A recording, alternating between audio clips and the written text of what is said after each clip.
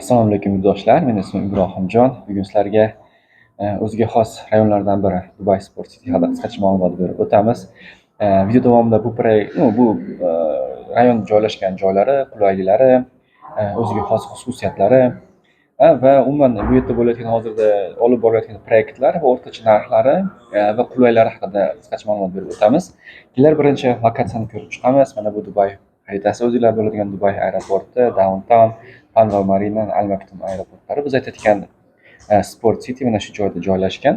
Ko'rayotganlaridek lokatsiya jihatdan har taraflama markaziy joy. Downtown palmalarga o'rtacha 15 daqiqalik yo'l, downtownlarga 20 daqiqalik yo'l, Dubai aeroportiga 25 daqiqalik yo'l va Al Maktoum aeroportlariga o'rtacha 20 daqiqalik yo'lda joylashgan lokatsiya hisoblanadi.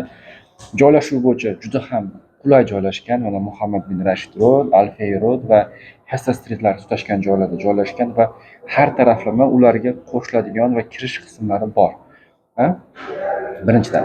Ikkinchidan, ko'rib turganinglardek, rayon juda ham katta qismi yashil zona, ya'ni villa va golf communitydan, ya'ni golf rayonidan tashkil topgan.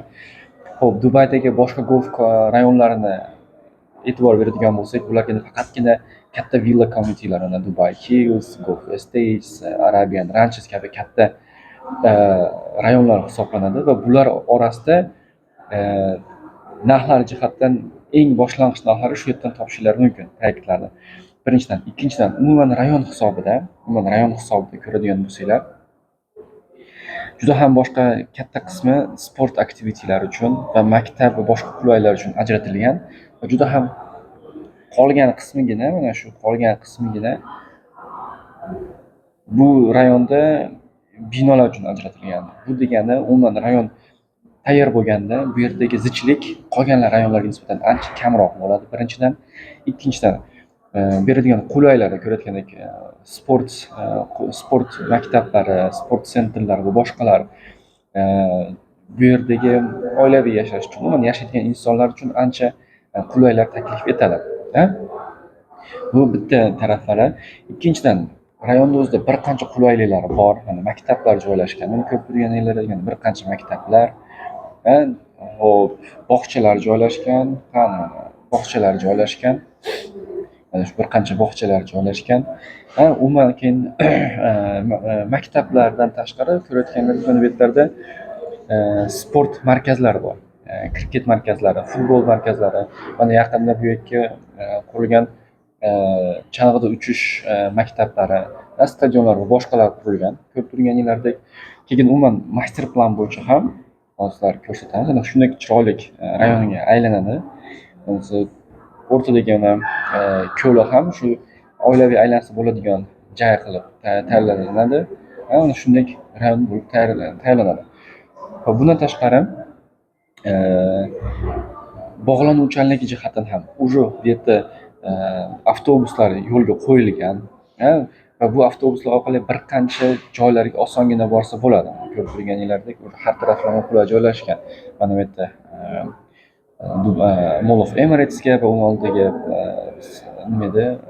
metro stansiyaga bo'lsam Tikomga va metro stansiyaga ham aytib, bu Jumeirah Golf Estates metro stansiyalariga ham borsa bo'ladi. Metro avtobuslar orqali.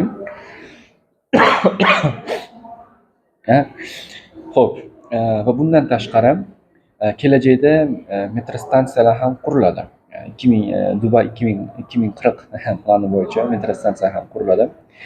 Va aytadigan bo'lsak, hozirda bir qancha proyektlar jadallik bilan qurilmoqda. Mana bu yerda masalan Danub, Azizi Grand, Karma, Object One, Bingatti, Prestige One, Condor, mana bu yerda va boshqa bir qancha proyektlar shiddat bilan qurilmoqda. Hozirda o'rtacha narxlarni aytadigan bo'lsak, 1,2 million dirhamdan boshlanadi bir bedroomlar uchun. Bir bedroomlar uchun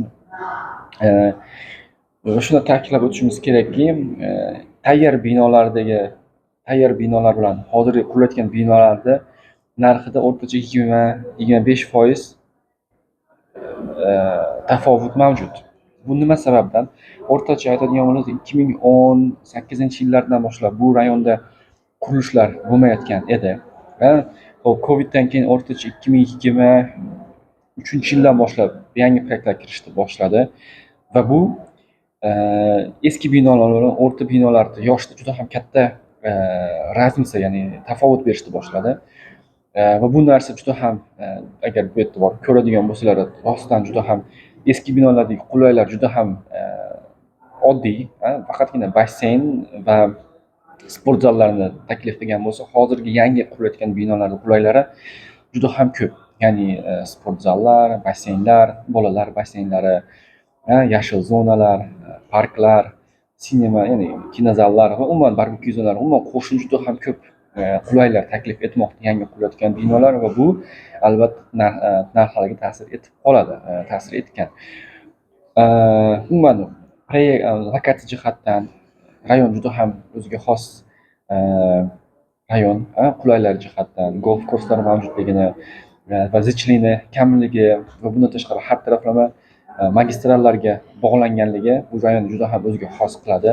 Potensial juda ham yuqori rayonlardan biri hisoblanadi. Bu rayon haqida qisqacha ma'lumotlar shu. Sizlarga yoqdi degan umiddamiz. Savollar bo'lsa aloqaga chiqinglar, kanalimizga a'zo bo'linglar. Rahmat katta.